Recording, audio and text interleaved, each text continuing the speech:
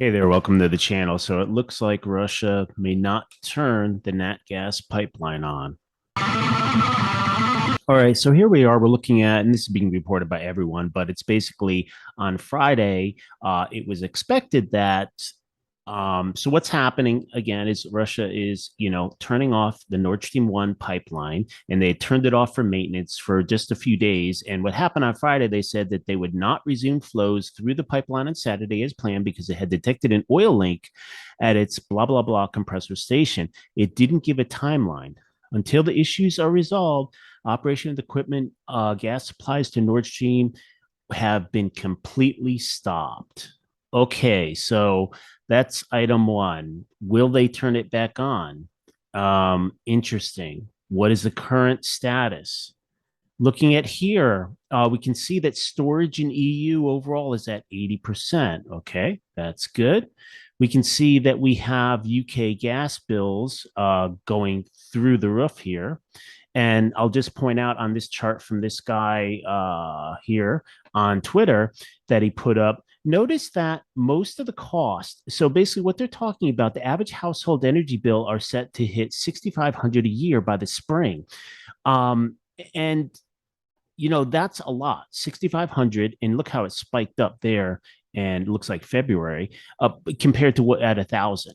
Okay, so this thing has gone through the roof. However, note that most of this, the dark blue, is wholesale cost. So in other words, when you look at this, the little bars here are the profit. The little bars are, what it costs to operate, whatever taxes they have it on, and whatever profit margin. So generally speaking, most of that cost is coming from wholesale. The actual cost that the energy supplier, the energy company is, it's actually what they're being charged for the natural gas to pass it on to you. So you see that, yes, they're like over here, you can see their profit margin has grown a little bit. It's grown from here, it was very thin and it's grown. However, proportionally, given to the overall cost structure, it hasn't grown. Okay, so that's one thing. So we're going to put three things in our mind right now. One, Russia has shut off the gas again due to maintenance, and we had talked about this. And will they ever turn it back on? Maybe they're never going to turn it back on. Secondly, Europe has gotten to 80% storage. Okay, that's great. Thirdly, we have UK, and this is across all of Europe, really high energy prices going on, and we see this anecdotal cases out there. Here we can look at the European natural gas, this other chart, and here we are right at the 5-year average of gas inventory. So even though we're at 80%, which it seems pretty reasonable, this is where we normally are during the last 5 years. So let's try to put this all together and see what the heck could be going on. It becomes apparent that, look, Russia is trying to shut off the natural gas. At this point, given how many times they've shut down this Nord Stream 1 pipeline, which is one of the biggest and one of the major pipelines supplying natural gas really into Germany, but Germany is a big distribution point. Given that that is the case, I think it's safe enough. Now, I am a person, I'm not trying to I know that we've gotten to this xenophobia stage with Russia because of the Ukraine invasion and all this. And I'm not one of those people. I'm trying to be more uh, less extreme about it. It's like I don't hate Russians because of what their government has done. And of course, that is a problem for a wide swath of the West at this point. I think people have a little bit lost their minds. So, as well, given the sanctions, a lot of the actions in terms of natural gas and stuff, I just view it as like, well, okay, if you're going to do this to me, then obviously I would do that to you. It's just sort of an obvious thing. So I don't take it as this big personal affront, which is sort of not how the rest of the West looks at this generally. So, however, given the fact that here we are again, another maintenance situation turns into an extended, and maybe they're going to leave this shut off. That's what they're implying. If that ends up being the case, that they're going to leave this shut off, this could be a really big problem. So, given that the storage is at the 80% level, which is, as we looked at that annual chart, is where it normally is this time of year. Okay. So, Europe is not like in some great power position here. Okay. It's very important to understand that.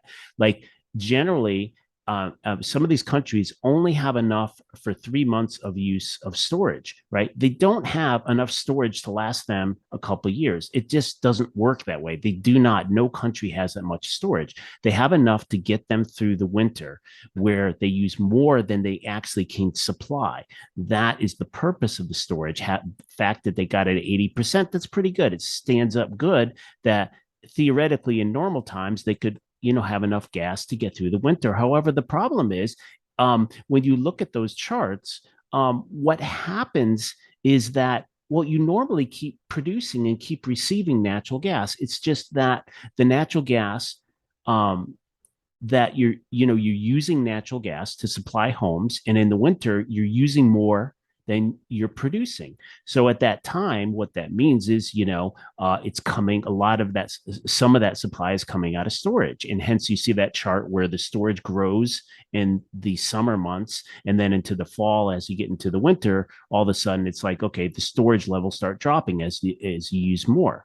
Okay, so now the problem is if Russia does not turn the gas on, those levels are going to drop more than usual. So this is actually really a very tough situation. It's a very tough situation because what's going to happen is the chart that you have, the normal chart that you see, where it's like, oh, our right now is the time of the year for the last 5 years for infinitum. This is where you get the peak storage amounts. However, if the gas supplies are being shut off, then what that means is we are going to have a situation where the gas and storage is going to drop more than it normally would. And why is that? Because normally you're still getting gas supplies, but here now Russia is shutting off the gas supplies. So my expectation is that we will see the storage in Europe in the next few months is going to drop much, much faster than people expect. So this is actually a really tough situation for Europe. And it's a very tough situation that they've gotten themselves into. They took this stance, and I understand why they did it, but they do things first without thinking ahead. This is very common in the West right now, and it's very unfortunate. You had to think ahead to the winter. Did you think you were going to just sanction Russia that way and they weren't going to respond? Of course, they're going to respond. And what's lost and not understood is that energy is the key to an economy. Now, in addition, we have this problem in the West where you want this green energy and conservation, and it's both of these things, right? Because as I've shown in other videos, the energy density of much of the green energy, or all of it, actually, your solar, your wind, the energy density is so low that if you switch to the green energy sources, you're going to be in a situation where you're just not going to have as much energy. It's not physically possible due to physics of how low the energy density is. For example, like a nuclear would be at 1 million, solar power would be at something like 0.00001. And when you look at these charts and you look at that, you're like, well, okay, that means that you need 1 billion times as much solar to replace a nuclear plant. And then when it comes to natural gas, maybe you need 1 million times, whatever those numbers are. And I've done a video, and you can look at my previous video on that, where I go through the charts where they've done the studies to try to figure that out. And so you can see that you're just starting out at a very big disadvantage when you go towards that. So that's my expectation right now. We're going to see the storage levels drop precipitously as we get into colder winter. Now, hey, maybe due to climate change, it'll stay warmer longer, and there'll be less demand for natural gas. The storage levels will stay high. However, keep in mind that those storage levels in Europe are once again only made for like 4 months. So even if you're able to get more, like enough to last a year, it's still a very tough situation. Okay. Now, the next thing that we see is we saw a lot of this stuff on Twitter this week about how UK in particular, but really across Europe, these huge energy bills are starting to come in. And what's happening is you have these small businesses, and they're like they normally pay something like $1,000 a month for natural gas, and now they're being charged 5,000. They have these huge increases in their energy bills, and so this is, of course, the other side of the issue. If we've been in a regime where at least Nord Stream 1 and other parts of Europe have been shut off. I mean, a lot of the natural gas supply, Russia has shut it off. Depending on the country, specific country, there's been a lot of places that have had the natural gas to shut off altogether. Other places it's still running at reduced capacity. Well, then how did Europe get to this 80% storage? Well, conservation, right? There had to be, and part of it you're going to get conservation, right? How are you going to get conservation? You're going to get it through high prices. Now the problem is when you look at these energy bills, if you go from 1,000 a month to 5,000, or these other just horrific energy bills that people are suffering, if that's the case, what you're going to have is these businesses have to close down. And there's a matter of fact, this big push right now in the UK to, don't pay. They're trying to get 1 million people to sign up and not pay their energy bill because they're like, this is all BS and whatever. And I get it. It's a struggle. It's a huge problem. And this is how you can serve, but you can serve by destroying your economy. And when you see energy bills like that, that's going to destroy your economy. It's this very simple. It's not rocket science. It's pretty much the basic level of economics. So what you're witnessing in UK and other parts of Europe is that their economies are being destroyed. That's what you're seeing, and that's how most likely they've been able to get the energy storage up. Because if you're a business and your energy bill goes up that much, you get a 5x increase in your energy bill. Even just a simple doubling or 100% increase, or near that, is enough for a lot of businesses to really struggle. What are you going to do? I mean, you're just not going to be able to pay it, first of all.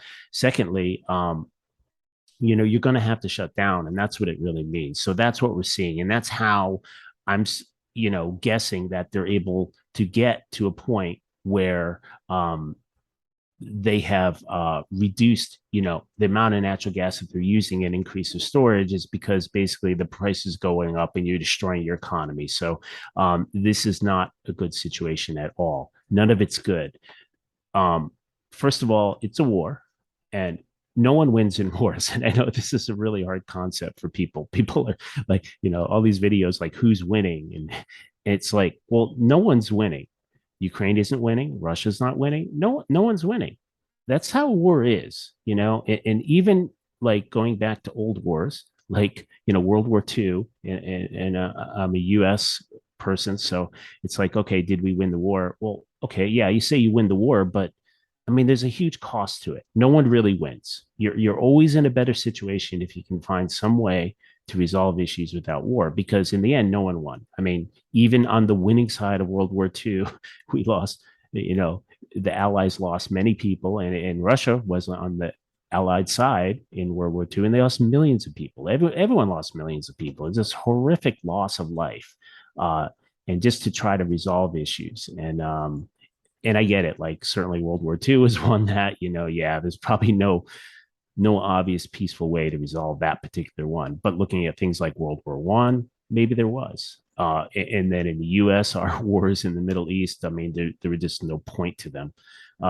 So the point is, no one's really winning, and that's what's happening here. So Europe is not winning. Europe is not in a power position. Europe is going to really struggle, and if they keep the gas off, uh, if Russia keeps the gas off, it's going to get really bad, because the prices are going to be high, and they have to keep the prices high. So even if the government says, "Look, we're just going to pay half the bill for you," or we're going to say, "Hey, don't pay the bill, and we're going to keep the gas on," remember from that chart, the wholesale supply cost is most of the cost. So that means the energy companies have to get propped up by the government. And now we've seen this many times. It's really important to understand that you see this in many countries like Sri Lanka. And part of the issues that they have is that for a very long time, they subsidize this. They subsidize the commodities. And well, that's fine if you can do it. But the problem is, if you're buying energy in dollars. Okay. And you only have a limited supply of dollars. Yes, you can go out there and buy it and then not charge the complete price, right? So basically, you're subsidizing for your citizens, but you can only do that till you run out of dollars. And then at that point, you're screwed. You will have none. And so remember, this is the issue. And this really is like a George Gammon thing. It's like, what is prosperity? What is wealth? Wealth is not money because money can be printed. It's stuff. And what you're going to have is a lot less stuff. And that's exactly the kind of thing that we're seeing right now. Okay, so let's go on to another aspect of this. Can the EU kick the Russian gas habit? And the answer is clearly yes, they can do that. However, it will take time. Now, I know there's some, one of the guys I watched, Joe's blog or whatever, and he's got a lot of good data, very good videos. But one of the things that where I think there's, and I think it reflects many people's view, is that there's this unrealistic expectation on how quickly you can build the infrastructure that you need to replace the Nord Stream 1, Nord Stream 2, and all this other Russian gas. These are big projects. These, as one of the other videos I went through, there's like 700 ships. The capacity of the ships, you need to have something closer to 7,000 ships, maybe 5,000 if you have, you know, greater increase in capacity, carrying capacity of these ships. So the point that I'm trying to make is that this can all be done, right? We can basically cut Russia off from natural gas, but you can't do it quickly. It's going to take a very long time. I would say, given the nature of these projects, like shipbuilding, I mean, it takes years to build ships, right? So, in a best case scenario, it would be a situation where after a decade, you could maybe kick the Russian gas habit. But it's not going to happen in 12 months. And this is where it's a real big problem because if the EU gets through, if they get through this winter, I mean, the thing is, they will get through. Everyone will get through. It's just how much pain, as we see with the gas price increasing, affecting consumers. It's pretty devastating. So everyone will get through. But you're talking about recession, and you're talking about how or depression possibly. But everyone will get through to some extent, and unfortunately, maybe some people will actually freeze to death. It's unfortunate, but it could happen. And the point is, if you want to kick the habit, it's going to take a long time. So now putting it into a larger perspective, this is your Green New Deal. Your Green New Deal is to get off and kick Russian gas, okay, and to get back to where we were 2 years ago. All right, that's it for this one. Bye.